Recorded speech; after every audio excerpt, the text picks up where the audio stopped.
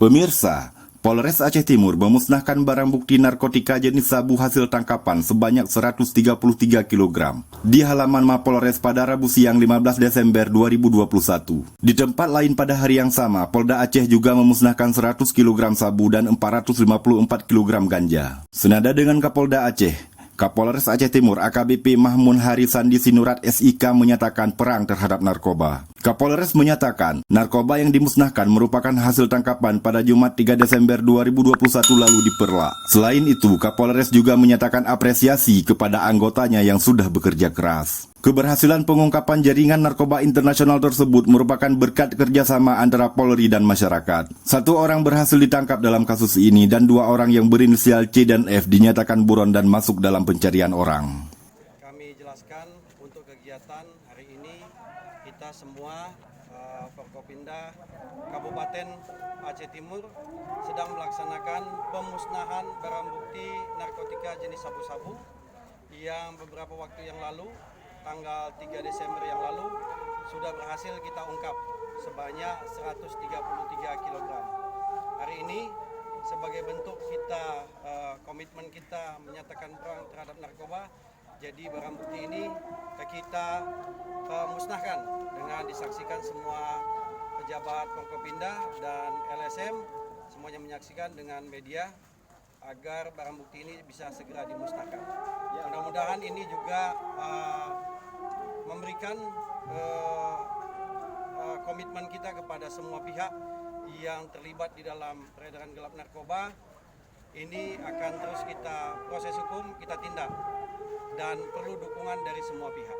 Ya, Pak Kapolres, selain dari 133 kilo sabu, kasus ini sendiri tentu ada barang bukti yang lain seperti 1 unit mobil, beberapa handphone yang memang itu tidak kita kan, itu tetap kita bawa nanti ke sidang pengadilan, itu yang kita lakukan.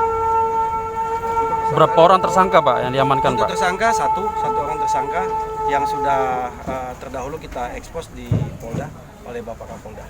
Pak, ini tersangkanya terancam pidana berapa lama nih Pak? Ancaman hukumannya terberat adalah pidana mati. Paling itu adalah nanti keputusan pengadilan yang memutuskannya. Apakah ada DPO Pak? Ada, kasus ini ada DPO, 2 DPO kita atas nama inisial C dan inisial F, itu DPO.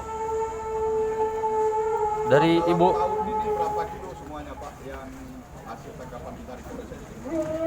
Polres Aceh Timur untuk tahun ini selama saya menjabat Kapolres tentu ada sekilo, kemudian ada 2 kilo, kemudian di bulan Februari yang lalu itu ada 50 kilo.